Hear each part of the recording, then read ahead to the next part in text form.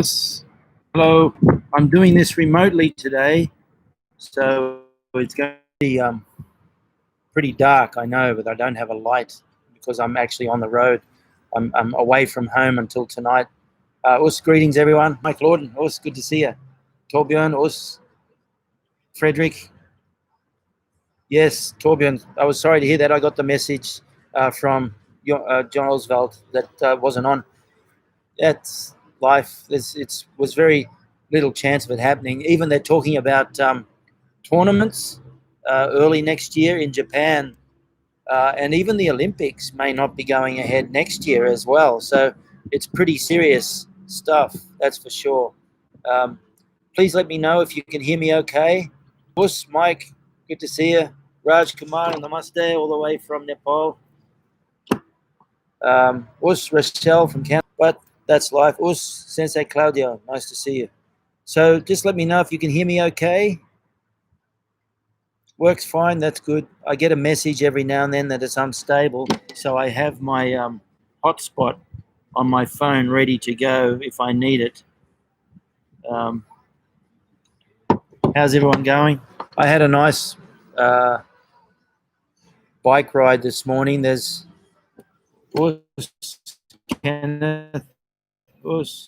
There's a bicycle called the Molten. Have a look at the Molten bicycles. They're pretty awesome. And my wife and I have one. It freezes a bit. I hope it doesn't go too badly, but I'll read on, and we'll see how we go. And if it gets too bad, well, then we'll wind it up. But today, just for forward. Now, I know it says it's unstable. I know that usually the acknowledgements and the foreword of a book aren't the most, the acknowledgements and introduction aren't the most exciting things in the world. But I think it's interesting because what I've done is I've mentioned a few of my own previous students who have done well, who I'm very proud of course, not just for their karate, but also for their life achievements. And I've also, in the introduction, I've rewritten the introduction. Rob, let me know when your package of logbooks arrives in Tassie.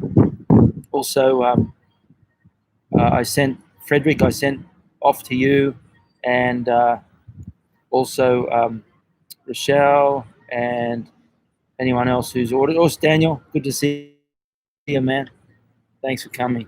So anyway, I'm just going to read, first of all, the preface or the preface of my book. If it breaks up too much, I'll try and go off my hotspot. Is it breaking up so badly that I need to go off the hotspot? Or shall I keep going a little bit with as it is? I'll try and keep an eye on it in terms of it breaking up. But anyway, how about? Oh, they arrived. Good. I'm glad. It's a little choppy. Look, let me just briefly try the hotspot, and we'll see how that goes. Keep going. All right, I'll keep going as it is now. Okay. So you don't normally look at the preface or the introduction of a book as a main part of the book, but I'm actually I like the preface of the book. I'm actually going to change angles here to see if that's better. Can you probably see my face a little better? That's nice blue sky in the background as well. So I'll do it here. Okay, so I'll read slowly. So this is the preface and acknowledgements of the second edition. And I'd like to read it because, as I said, I pay respects to some of my own students who have done well.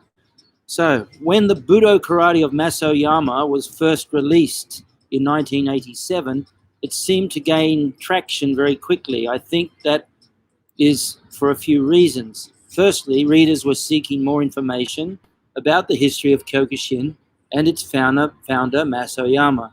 Secondly, the book became popular amongst students and instructors, not just in Kyokushin, but in many styles as it provided a logical clarity behind the progression through the ranks from white belt to black belt and beyond.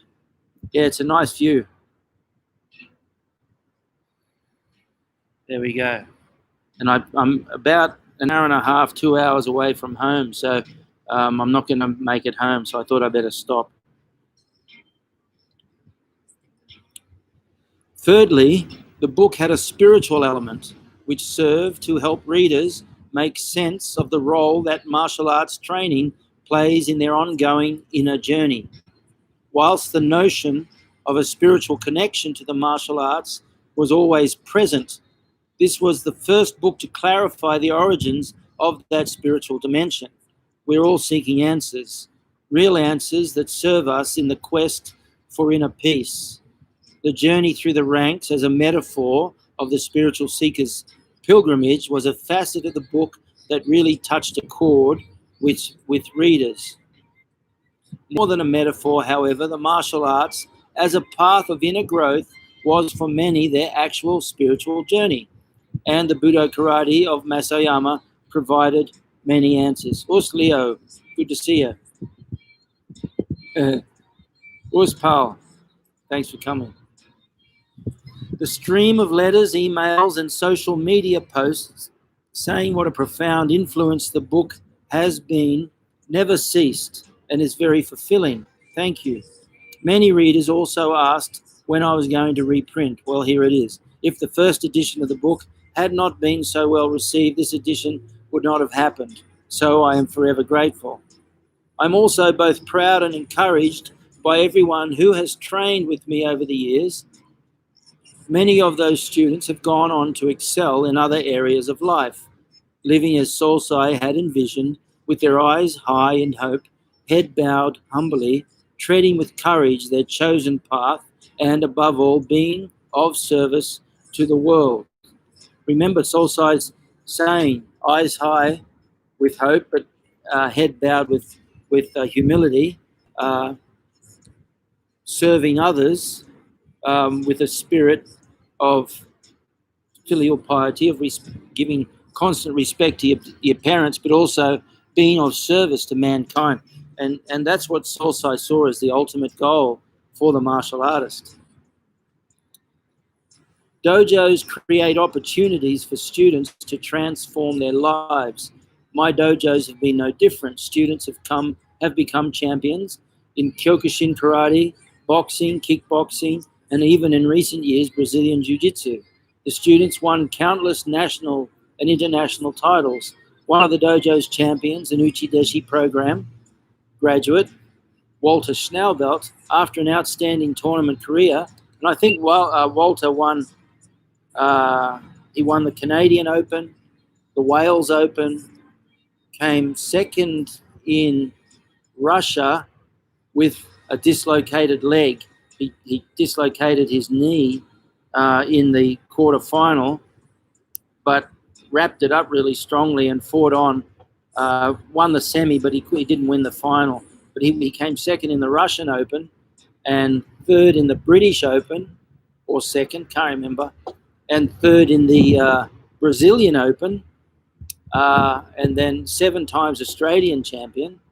He won the British Championship in '92 against Sammy Greco in the final. So Wally had a really solid, it is quite similar, Tigray, to the Confucian ethic. That's where it comes from. Filial piety, or the respect for family and parents, is actually probably more a Confucianist thing than anything. But anyway, Wally did very well. He's, made the final 16 in the 6 World Tournament, and also won the Tameshi Warrior Award. He equaled the world record in that tournament with his board breaking. I was counting the boards as we were going to keep a track. I was sitting just in front of him and he's doing the breaks. And when it came to the knife hand, they ask how many you want. And the minimum is 3. Most people are doing 4 or 5. And Wally went like this, and they said 5. And he said, no, 10. And he wanted 10 1-inch board. There's no spacings, right? And I said to Wally, I'm just keeping an eye on everyone. If you do 8, you'll still be ahead of everyone by like 2 boards. And he said, all right, I'll meet you halfway. And he did 9. And so his shuto was 9 inches of boards, and he carved through them like a hot knife through butter. And I realize now Wally's breaking was amazing. It really was world class. Obviously, he won the board breaking award, but he carved.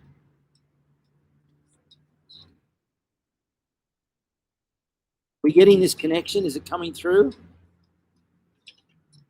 Yes, no, yes, no.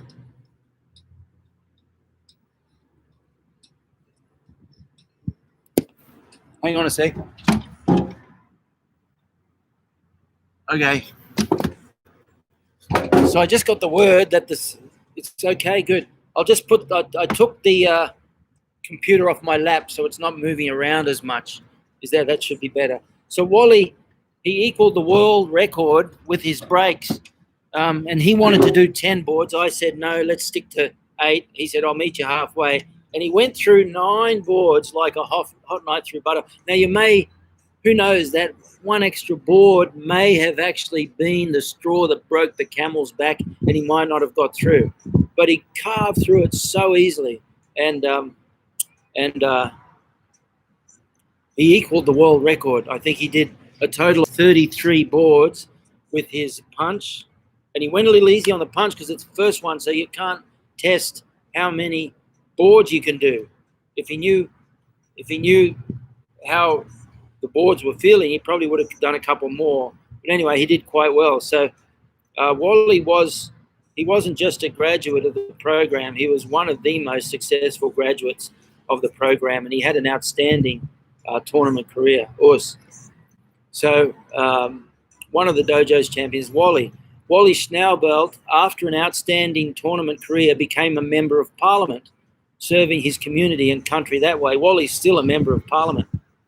Walter's Uchideshi brother, Gary O'Neill, had arguably the best Kyokushin career of any Australian, and to this day is known and respected worldwide, regarded by many as pound for pound the best of his generation. His 4th place in the 6th World Tournament and his 2nd place in the 28th and 29th All Japan Open Championships in 1996 and 1997 stand as proud reminders of his dedication and hard work. Walter's nephew, now I'm just talking about a few of my students that I'm very proud of here. Walter's nephew, Tyrone Cyclone Tongia, was also a live-in student, and from there went on to become a professional boxer, retiring undefeated as the Australian light middleweight champion. And I was privileged to be his cornerman and trainer for the last 3 or 4 years of his career, the last 7 or so fights. And it was just a genuine privilege to know that this young lad who was an Uchideshi at 17 years old then went into pro boxing, and in pro boxing made a genuine name for himself. And this weekend there's an Australian boxer named Jeff Horn, okay, Hornet, Jeff Horn. Now, Jeff Horn is the fighter that beat Manny Pacquiao. And Jeff's fighting this weekend, and Tyrone's his coach and trainer. So that's fantastic as well. So I'm very proud of Ty's boxing career. Ty is now busy polishing his own chin. I also had numerous international visitors come and train for varying periods. In 1988, Shohei Matsui, with whom I had trained a lot at the Hombu over the years, stayed and taught at the Brisbane dojo for 1 month, leaving a lasting influence. And his influence really was quite significant. He's a fantastic technician, really solid technical brain. In 1996, Shin Kyokushin champion Norichika Tsukamoto stayed at the dojo dormitory for 6 months. You want to see his stuff is just incredible too. If you're not familiar with him, look him up on YouTube. So Tsukamoto stayed in the dojo for 6 months and trained daily with the top dojo fighters. in 2001, Kyokushin Kan, which is now Kembukai champion, Yusuke Fuji, arrived as a 15-year-old high school boy and trained daily, and I mean that, trained daily. He didn't miss a session for 3 years. When he arrived at the dojo, he created a detailed 8-year training plan to achieve his dream of becoming the All Japan champion by 23. So when he arrived, I said to him, well, what's your plan? He said, I want to win the All Japan championship. I said, when?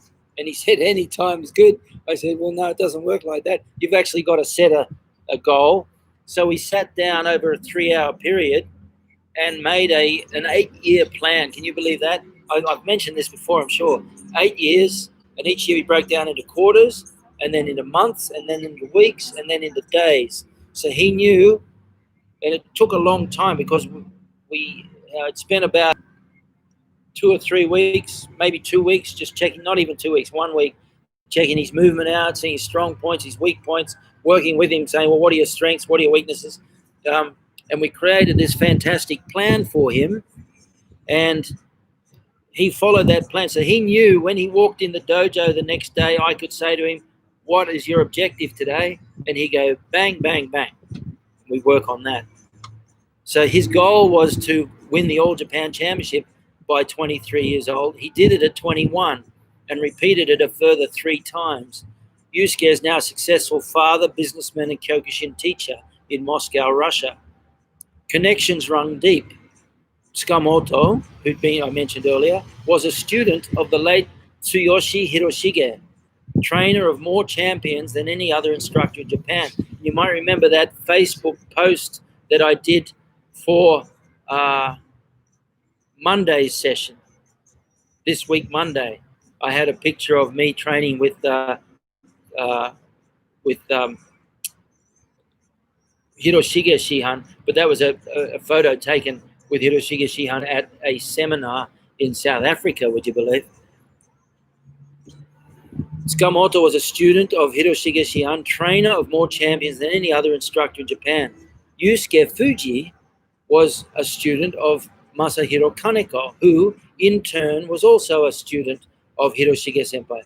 Kaneko became the head of Kembukai, the offshoot of Kyokushin created by Hiroshige Senpai before his sad passing in 2018. Over the years, many of my own students, that was really sad when Hiroshige Senpai died. He was my instructor at Hombu in 1976. He was a brown belt. Went on to create champions like Midori, Tsukamoto, Yamaki, Kazumi, all these top great fighters, and a number of other fighters who also won various tournaments and divisions. And I was in Japan with Oishi Shihan, and Oishi Shihan was a friend of Hiroshige Senpai. Oishi Shihan was more senior, but Hiroshige Senpai was a little older than most of them. When he was an Uchideshi, most Uchideshi go in at 18, so 18, 19, they usually graduated about 20 years old. He went in at like 24. So he was 24, 20. He was older than everybody. So he received that respect, and he earned the respect of people like Oishi Shihan. And I was sitting talking with Oishi Shihan, and he said, he's a little sad because Hiroshige Shihan was quite unwell. He was in a hospice, and he had pretty bad cancer. And he said, and I want to call him up, but I don't know what to say. I said, no, call him right now. And I actually grabbed, I can't remember my phone or his phone, and I called him straight away. And no, it was Oishi Shihan's phone, that's right. And they spoke on the phone. This was the Friday before a tournament that weekend. And then he passed the phone to me, and I spoke to Hiroshige Senpai for maybe a good 5-10 minutes talking about different things. It was a nice conversation.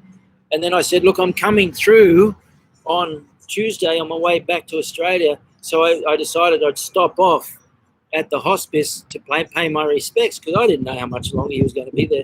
So I got to the hospice on Tuesday. He checked out. So as I was walking away, I brought some flowers for him. So I said to the nurse, I said, all right, look, I'll go and follow up. Look, I brought these flowers. Can you give them to someone who's maybe a little lonely or something? You know, sometimes people go into those hospices and no one goes to visit them. So I said, you know, you pick someone that you think would like the flowers. And I said, I'll get in touch with him. And as I was walking out of the hospital, they ran after me and they said, look, we don't know, it's sad to say this, but he actually passed away this morning. And we usually don't like to tell non-family members that they've passed away unless we've had authority from the family to do so. So they told me that he'd actually passed away, which was very sad. So I went from there to the funeral home where in Japanese tradition they have the body an open casket sort of lying, and so I was able to at least go there and pay my respects and greet his wife and so on.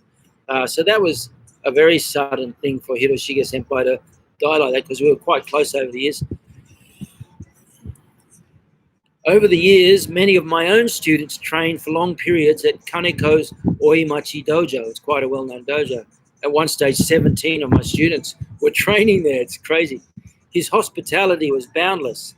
Hiroshige Senpai was my main instructor at Hombu in 76 when he was an uchideshi under Masoyama. We remained close over the years. He once told me how he thought it was wonderful how as a 17-year-old youth, I lived in Japan and trained at Hombu, and that if he had children one day, he would do something similar. And sure enough, in 2001, he sent his 15-year-old son, Atsushi, Archie, to us to study in Australia and train at my dojo. Archie, that's Hiroshige Senpai's son, stayed and trained with us for 5 years and learned to speak English fluently. I caught up with him year before last. He's doing very well.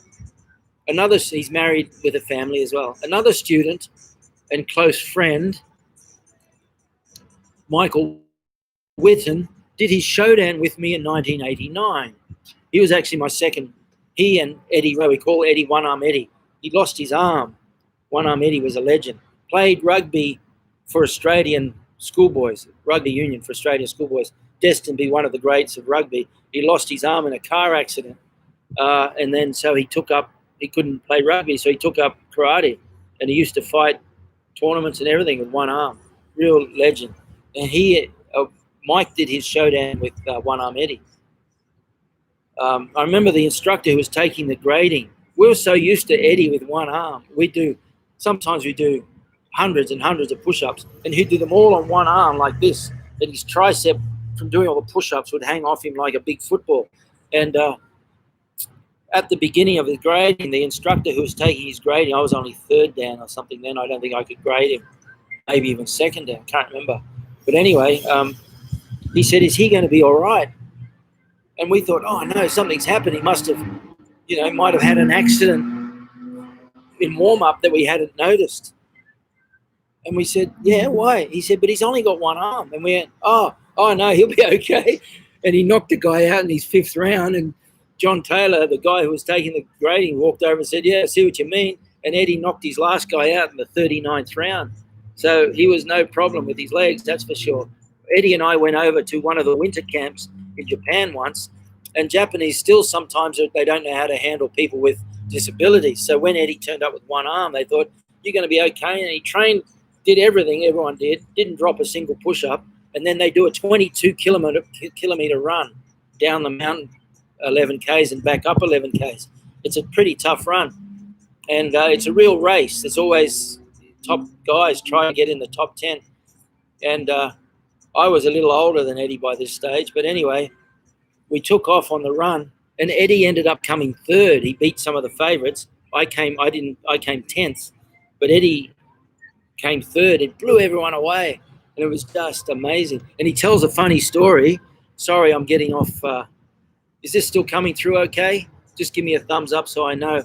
But I often tell the funny story that after that run, Eddie, I've got a photo of Eddie with me and with Eddie and Midori and me. Is that coming through okay? Yeah? I'm not seeing a lot of feedback, so I can't tell. Okay, good. Yep. So I've got this great photo of Eddie and Midori, the head of Shin, and me after the run. And then Eddie said, "Look, I'm going to go up and because it's winter, you see, so it's quite cold. There was patches of snow around and everything, so it's quite cold." So Eddie said, "Look, I'm going to go up and jump in the bath." So he ran up the hill to the bathhouse in the accommodation we were staying in, where we'll be holding more camps in the future as well. And he said he walked into the bath and it's all steamy, couldn't see a thing. So he felt his way over to the bath and sat down in the bath, and he could hear someone else in the bath, but he couldn't see them because of the steam. And of course, in the Japanese baths, you're naked. You just got this little towel. And then he's sitting back and relaxing after a sprint for 22 kilometers, and the steam clears, and it's Solsai sitting in the bath. And Solsai looks and goes, "Oh," and then he didn't know what to do. He stood up, but he was naked. So he put the towel in front of him, stood back down again, and he's like, "Us, us." He didn't know what to do. It was so funny because he's only got one arm. So if he's holding the towel in front, he couldn't bow. So he's holding the bum. It was the funniest story you've ever heard, where he got stuck in the bath by himself with Solsai. It was so funny. And anyway, that was one of those funny stories. Another student and close friend, Michael Witten, did his showdown with me in 1989. Mike went from being a tournament champion to a highly distinguished barrister. At the time of this second edition printing, Mike is now Chief Justice for the island nation of Tonga, again taking Solsai's message of service to others to the highest level. He arrived from North Queensland as a yellow belt. He trained with my senpai, Trevor Field, to yellow belt, and stayed in Brisbane as he was studying law at Queensland Uni. But now he's the Chief Justice for Tonga. Good on him. He actually didn't turn his back on one of the most incredible law careers in Melbourne, and he said it's time to give back, it's time to do some service. So he took a pay drop of like 75%, and he's now over in Tonga as the Chief Justice. I think that's fantastic. My first female black belt, Gillian Farmer, joined us at the dojo while studying medicine at the University of Queensland. So a lot of my students went to UQ because that's where I went as well, and I was at the University of Queensland even whilst I was teaching the dojo. Gillian trained with an impressive and unwavering consistency. After graduating in medicine, Gillian entered general practice whilst running her own dojo. Her medical career continued with top executive roles in state and federal health departments. In 2012, Dr. Gillian Farmer took on the most senior medical leadership role within the United Nations in New York, where, amongst many other important duties, she oversaw the UN's response to major disease outbreaks such as Ebola, Zika, and even as I write, COVID-19. Just weeks before completing this book, Gillian said to me in an email, "I have no doubt at all that if it had not been for my involvement in Kyokushin, I would not have had the career path I have." What a wonderful expression of Solsai's ideal student, courageous and humble, selflessly serving others in her role at the United Nations front line. She actually said to me, we caught up and had a meal in New York a few years ago, and she said that she was not going to continue her tenure, she was going to retire. But at the end of her tenure, the United Nations actually called her back in because she did such a fantastic job with Zika and Ebola and the SARS and so on that she oversaw, that they got her back for the United Nations. Many other students also applied that Kyokushin spirit in countless fields of endeavor. Children and teenagers who grew to be architects, university professors, scientists and engineers, military leaders, jet fighter and Black Hawk helicopter pilots, 747 captains, musicians, professional sportsmen, dentists, neurosurgeons, lawyers, inspiring entrepreneurs, and leaders in the corporate and business worlds. And that's not a single. When I made that list, I was going through my students and looked at what they had done and who they'd become. And it was quite, and every one of those, when I think of them, I could name every one of those who have become university, PhD professors and scientists and engineers. It's just fantastic. And all of them, without fail, always say that the spirit of training they developed through Kyokushin is what actually helped them get through a lot of their experiences. Every one of them armed with the Kyokushin spirit of never giving up in their humble service to others. I'm very proud of them all. I'm equally as proud of students who chose more humble paths, just as nobly taking the spirit of Kyokushin into their lives and becoming inspiring examples to others in countless ways. Masoyama was always adamant that the goal of his karate was not just to turn out students as strong fighters. That was the easy part. An often repeated quote of Solsai was, "Justice without strength is impotent, and strength without justice is violent." He sought an inner spiritual transformation in his students, not just an outer physical one. That is what Kyokushin karate is ultimately about, forging a spirit of perseverance and humble service to others. Fighting strength wanes with age, but the wholesome spiritual qualities shaped in the dojo stay forever. Sosai wanted his Kyokushin to teach students in simple terms how to behave. And that begins by honoring one's parents. Many young students and fighters go on to have children of their own and come to understand more than ever why Masoyama said that the spirit of Budo is ultimately based on filial piety. And I've included Sosai's last words in this book. This is a speech that he gave just a few days before he passed away. And Good afternoon. Welcome I've transcribed that. Thank you for your And patience. what I've done is I've got a challenger here. Get away. The speaker's right there. What he did was gave a speech just a few days before he passed away. And in that speech, he speaks numerous times about the importance of filial piety and the need to respect your family and parents. It was very, very important. Well, that's one of the parents who don't want to put their kids in martial arts. Yes, it's true, Herman. Some people don't want to put the kids because they think it creates bullies and so on. I can tell you now, everyone here who are martial artists know better. It doesn't create bullies at all. It's what the world needs. Sosai's goal was for Kyokushin to serve as a pathway of the student's sadhana, the spiritual journey, so that they become, above all, citizens of the world who serve mankind beneficially.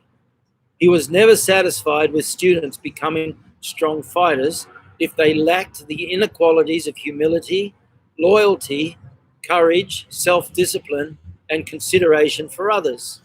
And none of those qualities can truly exist without the presence of the others. It is not enough to have a powerful will. The key is to use that will in a righteous way.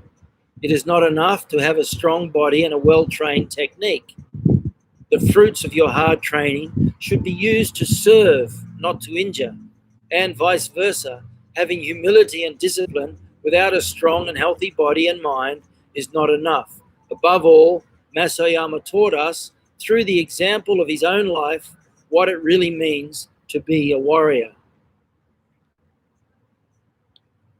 As much as a dojo inspires students to be the best they can be, my own dojo students and thousands of Kyokushin members I have trained with throughout the world in turn continue to inspire me to never rest in my own eternal quest.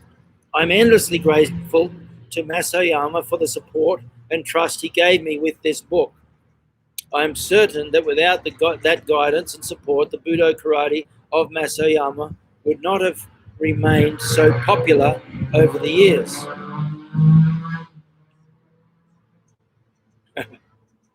I am also very proud to be able to offer this second updated edition to a new generation of martial artists, especially students of Kyokushin Karate. Perhaps the majority of students training today did not have, just making a typo there, did not have the opportunity to see Masayama, let alone train with and meet him. To have been able to bear blessing beyond belief. And also, Shihan Bobby Lowe wrote a foreword for my book, and I became very close to him in 1976. We first met, and I just uncovered a beautiful bundle of letters, correspondence. Remember, before about 94 or 95, there was no internet, so correspondence was through mail, and I found a beautiful pile of letters where I'd exchanged information with Xian Bob Lowe as well. He was very kind as well. I hope new readers of this book gain a feel of the spiritual force that was Masayama.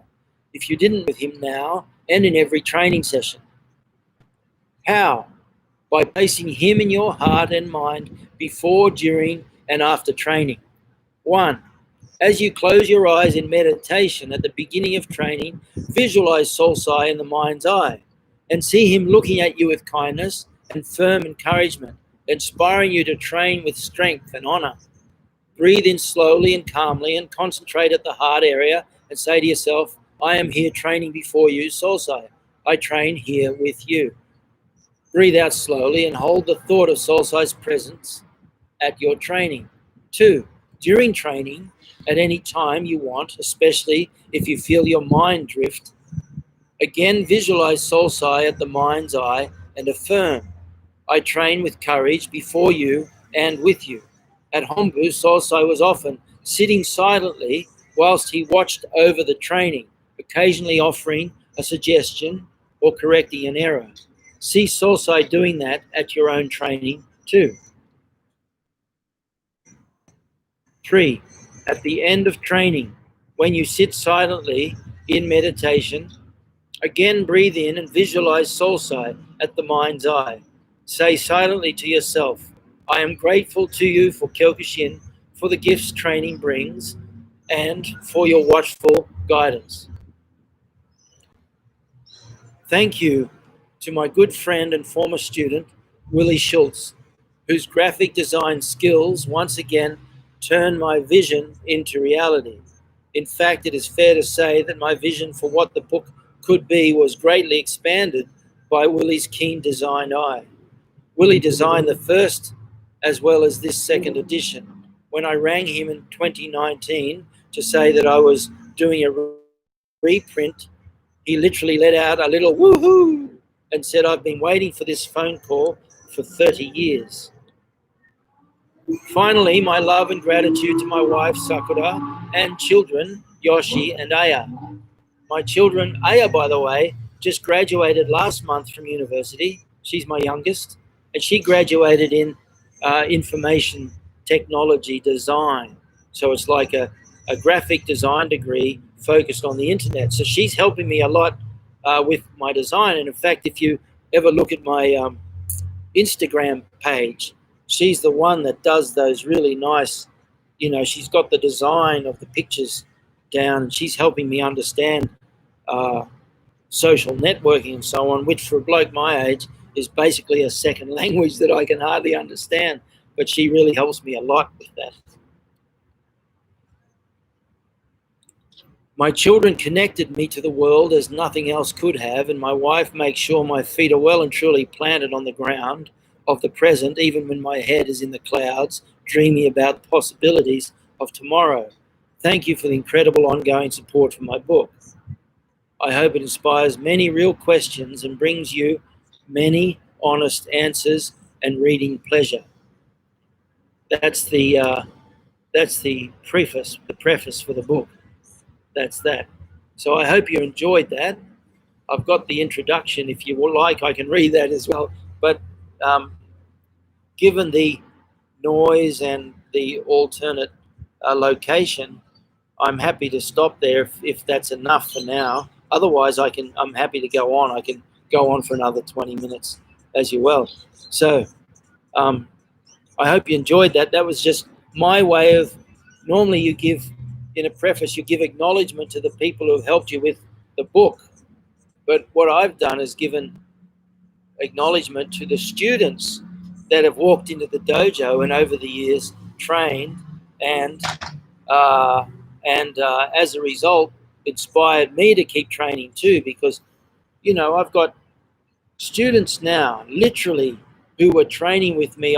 One of my Patreon family, and by the way, Patreon family, thank you so much again. I'm really getting things done as a result of your very kind patronage, if you like. So I appreciate that. Um, Thank you. And one of my old students recently became a Patreon family member, and Grant Mason, and he's the one that I mentioned. His dad used to drive, he and his sister Rebecca, when they were school kids, 50 kilometers so that's what's that? 30 miles. There you go, Kieran, since 87, amazing. But Grant and Rebecca used to drive. They weren't there in 87. They got there about 88, 89, I think, uh, when they started training Kieran. But anyway, their dad would drive them 50 kilometers home there, 50 kilometers back. He'd sit there quietly, wouldn't say a word, just watch, and then take them home again. And these kids trained 6 days a week. They didn't miss a thing. And Grant's recently contacted me again after like 30 years, and he and his sister both graduated with an OP of 1. Now that's in Australian high schools. That's the absolute highest you can get. That's 1 is number 1. And they both of them graduated with an OP of 1, and they both went on to university and did their masters in chemical engineering. And they were just a couple of the kids in the dojo. And I spoke to him recently, and both of them are married now, and they have families of their own. So you see, they were kids in the dojo, and now they have their families. And other kids like Mike Whitten is now a grandfather, and so many students who are young training with me are grandfathers and parents now. So you see, it just never stops. I'll read a little more. This is the introduction. Let me see. I'll read as much as I can in, say, 20 minutes or so. I wish there are sections of it I really need to show you for you to appreciate it. But anyway, because I've done some visuals that are important. But let me just read the introduction now, if that's okay. Marco. Yep. All right. Let me read the intro. So, Karate Do, the art of empty hand fighting, has spread throughout the world to become a ubiquitous influence in virtually every society. What was once shrouded in a veil of Oriental mystery is now recognized for what it is, an art and way of life that encourages its practitioners to know themselves within, as well as to efficiently defend themselves and others in times of threat without. To the uninitiated, there still may be a veil of mystery cloaking the art. To one who has trained for long enough, however, the only mystery is the positive transformation which takes place physically, mentally, and spiritually through years of focused training. Put simply, the karateka becomes to see life as a warrior and learns to behave accordingly.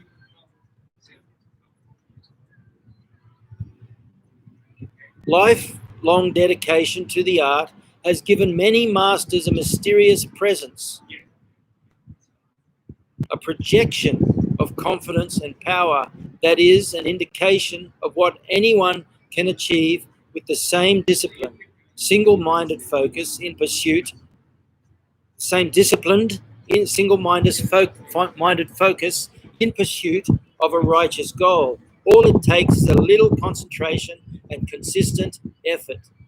On occasion, we see or hear of high-ranked so-called masters who don't seem to have learned even the most fundamental rules of behavior. As the saying goes, a saint who is sad is a sad, sad saint. Rather, the true karateka is calm, courageous, alert, humble, happy, and healthy.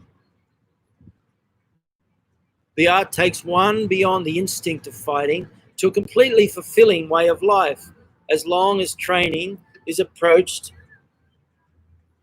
the right way, addressing not just physical skills, but also the inner goals of mental and spiritual balance. It offers an opportunity to all who are seeking something beyond the average day-to-day existence. In karate, life takes on meaning and purpose, directed by one's own conviction that it is far more courageous to act and think from a platform of righteousness and consideration that from selfishness, fear. Let me read that again. In karate, life takes on meaning and purpose, directed by one's own conviction that it is far more courageous to act and think from a platform of righteousness and consideration than from selfishness, fear, and mediocrity. In this second edition, it is my pleasure and honor to bring to you an expanded range of information that I'm positive will make your own martial arts journey more complete. And I've got some dot points here. An updated historical account of Masoyama's martial arts journey and the personalities that inspired him to become the great leader he was. A clear picture of the physical, mental, and spiritual foundations of every rank from white belt to sixth dan and beyond. Key teachings that will unlock the mysteries and purpose of kata training, explanations of the deepest philosophies of Kyokushin karate, the meaning behind the grading system that is applicable to all martial arts, expanded appendices providing terminology, etiquette, and training formats as taught by Mas Oyama.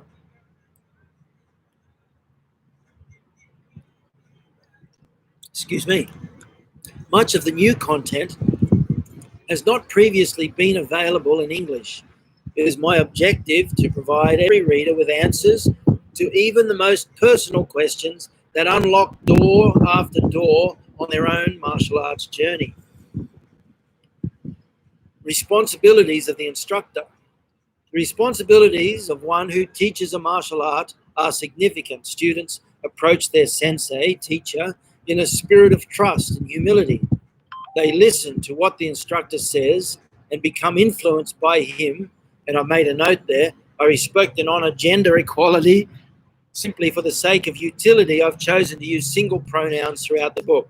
So I've got this thing where I just had to check that message.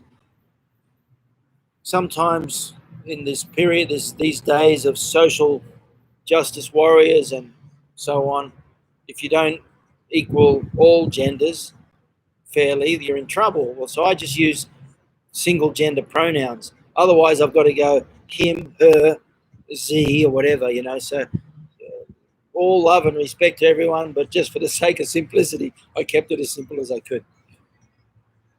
They listen to what the instructor says and become influenced by him in many ways, usually more than the instructor personally realizes.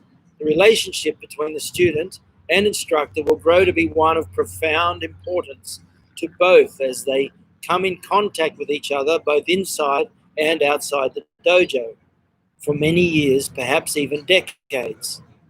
I had a buddy come and visit us at the dojo on Wednesday. He used to train with me when he was younger. He's now a big, strong man with his own family, brought his kids in and his wife to say hi. And I used to train with his father when I was 19 and 20 years old. And Joe then went on to train with me. But it was just interesting because one of the boys who was training at the time, when Joe came in, I was just getting ready to do a session with one of my students, Damon McClellan. Shout out to Damon and his brother Aaron, who's in Japan training at the moment. And Damon and Aaron started with me when they were 6 and 8 years old, and now they're young men in their 20s. So, it really is the case where if you run a dojo, you'll have people coming in and out of your life for decades. The role of the instructor cannot be underestimated. He must be proficient in the techniques and how to teach them, as well as be intimately aware of the philosophy of Karate Do. He should also be familiar with the key principles of other fighting arts. The instructor must be able to express himself clearly and precisely. He must be a humble teacher as well as a lifelong student, psychologist, friend, and guide. He must never forget the spirit of Shoshin, that beautiful mix of humility and enthusiasm in the heart of the beginner. The apprenticeship to become a sensei is long, demanding, selfless dedication to the mastery of the art. 10 years or even 15 will scarcely suffice to scratch the surface. Like any position of authority and influence, it is vital that the karate sensei be a virtuous example to all. Many instructors place all kinds of demands upon the students, whilst they themselves lack the discipline and control to lead by example. The instructor's primary responsibility is to lead by example, not just with words, but also with high thinking and righteous actions. Students will take note and it will influence them, so we must learn to behave. An instructor is proud to be on the path of Budo, the martial way, and happily accepts the responsibilities of such a follower. He is constantly striving to overcome his own shortcomings, tidying up his own backyard before passing judgment upon his neighbors. He sets the proper example in his training attitude and calm discipline in daily life. Instructing is a privilege, not a right. That was the subheading there. As instructors, it is an honor to represent Masoyama and his art. This will never mean, however, that we have the right to do with the master's art whatever we choose. The nature of the student-teacher relationship is one of responsibility. It is our duty to ensure that the spirit of the dojo, our words, our actions, and our teaching all reflect the spirit of Kyokushin that Masoyama taught. Above all, we are Masoyama students and shall always be. It is simply a matter of behaving accordingly. The first edition of the Budo Karate of Masoyama was released at the 4th World Tournament in 1987. I was very fortunate that Sosai embraced the book as his own and recommended it to all Kyokushin students and instructors. In fact, because his own books were out of print by this time, he would keep stacks of this book in his office and give them as gifts to his guests. Even as I watched him autograph copies and hand them proudly to visitors, I didn't think to ask him to autograph a copy for my own keepsake. His passing came all too suddenly, and with the subsequent passing of Shihan Bobby Lowe and Sensei Frank Everett, the three key figures who had inspired my Kyokushin life and the lives of millions more, were gone. God bless their souls. I was talking to Sosai once about one of his students who had passed away. He said, Cameron, there are 3 types of people in the world. There are those who die and no one even notices. There are those who die and the world is better off without them. And there are those who die and the world is lesser for their absence. How you live your life determines which one you end up being. With the passing of these 3 inspiring men, the world is definitely diminished. For 30 years, the Budo Karate of Masoyama was a favorite book of Kyokushin and non-Kyokushin students alike. I sincerely hope this second edition continues to offer answers to a new generation, especially because they did not have the opportunity to meet and train with Kyokushin's founder, Masoyama. He must seem almost mystical. Perhaps this book will introduce him to them in a more complete way. Training with a plan. Students already training under a qualified instructor, or those of the general public who are interested in understanding the spirit of the martial arts, particularly Kyokushin Budo Karate, may find this book useful as a reference and guide as they navigate their way from white belt to black belt and beyond. This book may also be very useful to those instructors who are in need of a more clearly defined rationale for effective instruction. Many instructors do not plan their training session at all. Those who do have a plan often do not look beyond the constant replaying of basics and ordinary repetition of kata day after day. Yet an instructor should realize that the students deserve clearly formulated training sessions as well as a long-term plan for progression through the ranks. A new trick or technique every now and then to maintain the student's interest will not do.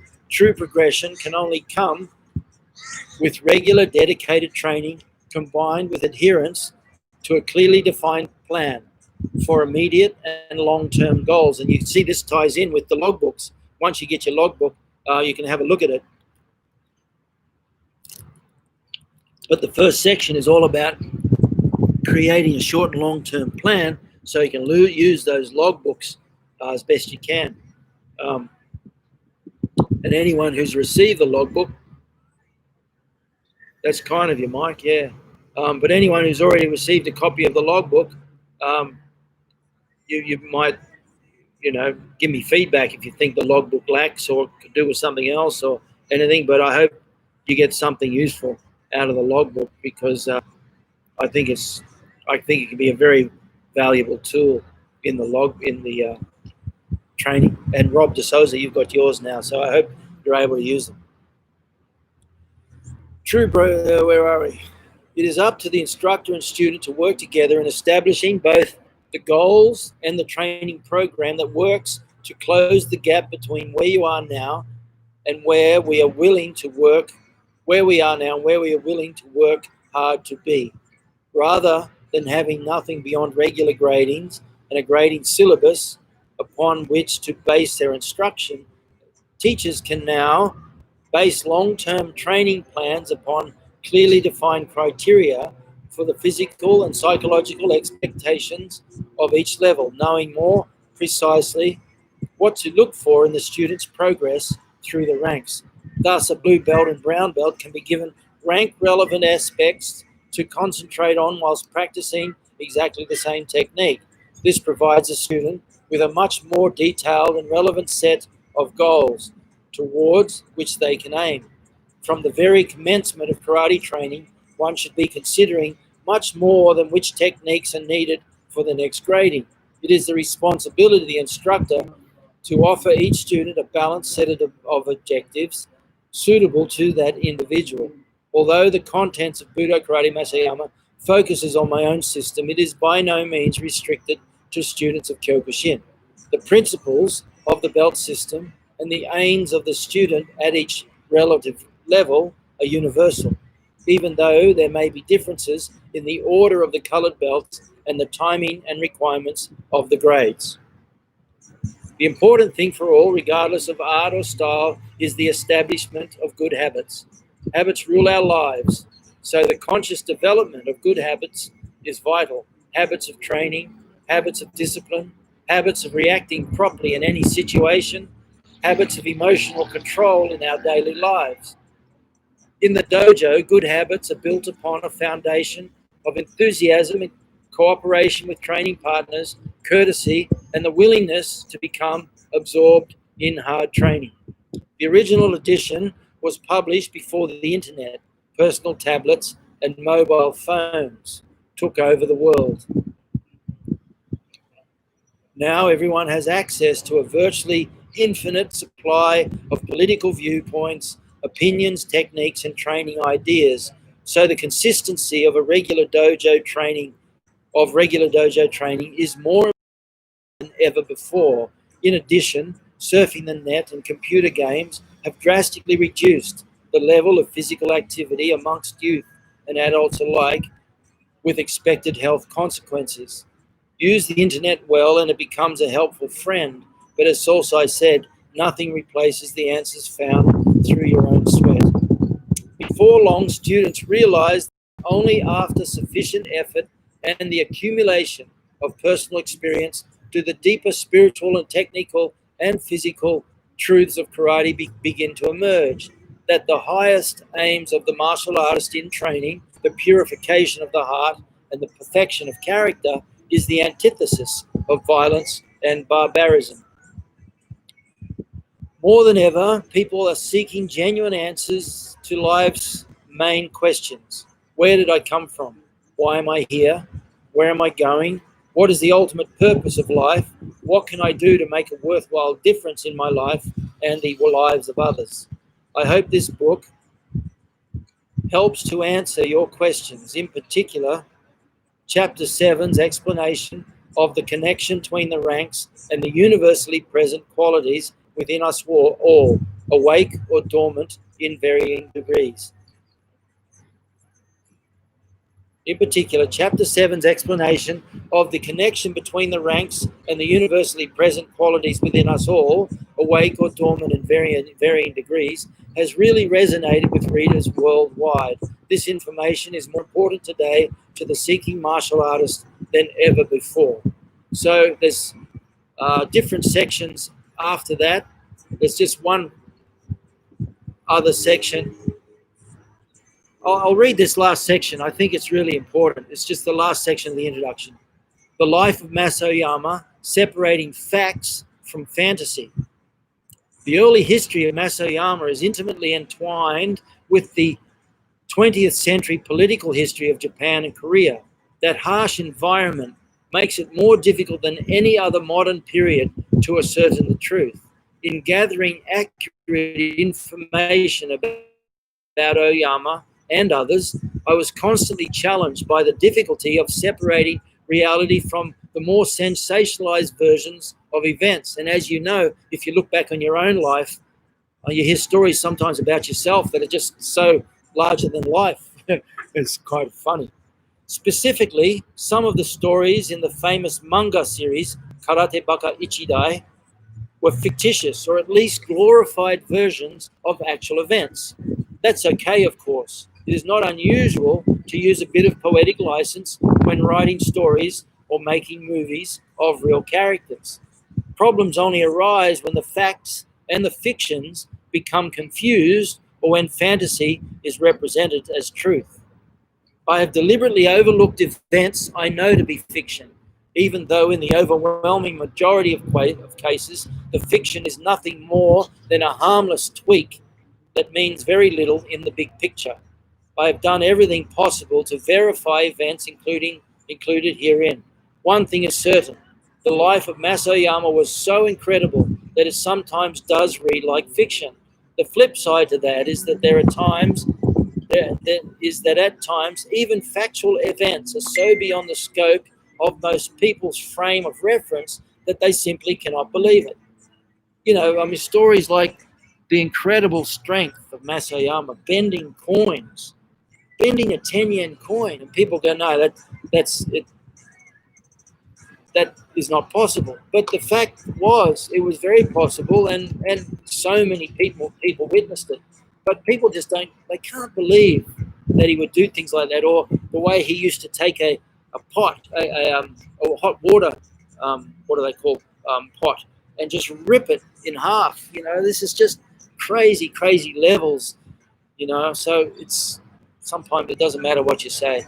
So a lot of these cases of fiction were nothing more than a harmless tweak that means very little in the big picture, and it wasn't Sosai making these tweaks.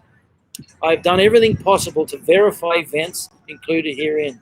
One thing is certain, as I said, his life was so incredible that sometimes it does sometimes read like fiction. The flip side is that there are times that even factual events are so beyond the scope of many people's frame of reference they simply cannot believe it.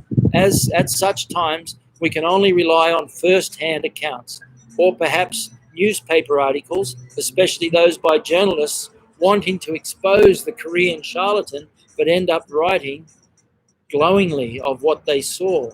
And those witnesses, especially to events before the 1960s, are fewer every year. The martial arts world is full of frauds who really are nothing more than a figment of their own imaginations. To many looking from the outside in, all traditional martial arts are nonsense because they never actually come close to testing their skills under genuine pressure. As much as the feats of Masoyama are often larger than life, he is not like that, and in this book I want to bring the inspiration of his life to every reader, free of fantasy and full of fact. Establishing continuity in activity timelines was also very challenging, as Oyama's life was always driven by an urgency of a man with a purpose. I once asked one of Sosai's contemporaries, what it was that allowed Masayama to achieve what he did. His reply was, if the average man can see and plan 3 years ahead, Masayama sees and plans 30 years ahead. He was far wiser than most give him credit for. And that particular man is a 10th dan in his own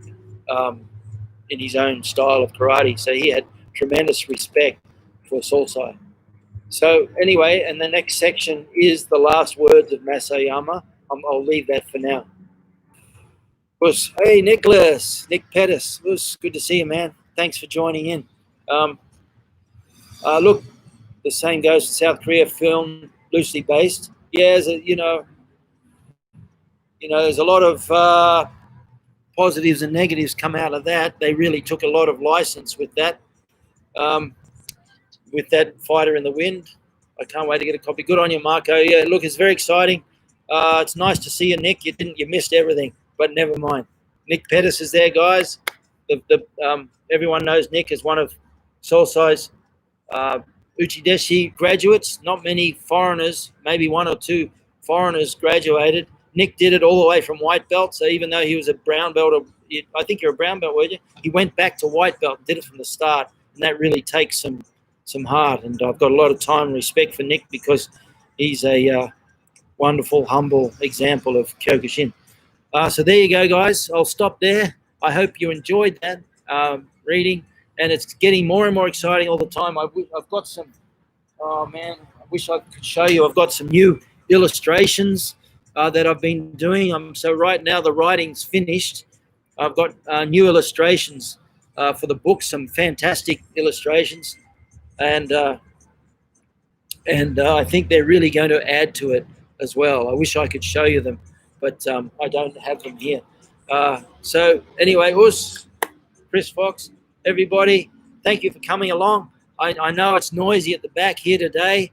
I wish I had Nick Pettis'. If you ever watch Nick Pettis, you go and check out Nick Pettis' blog. He does a video online stuff, and he's a genuine pro. I watch your videos, Nick, and I get a little distracted because I try to listen to the content, but I'm so intrigued at how professional you are with holding the recording and the video and that. It's so good.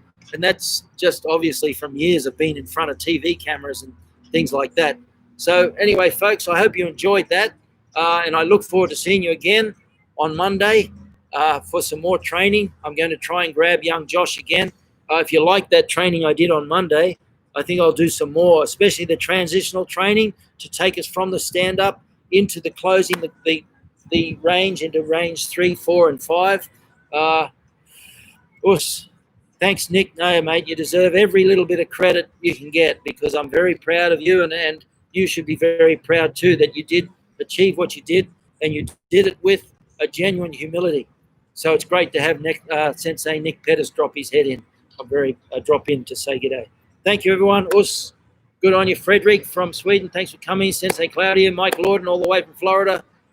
Nick from Tokyo. Paul Kneep, all the way from Germany. Torbjörn from Norway. Rob from Tassie. All over, everybody. Thank you. And I look forward to seeing you on Monday. Thank you for coming.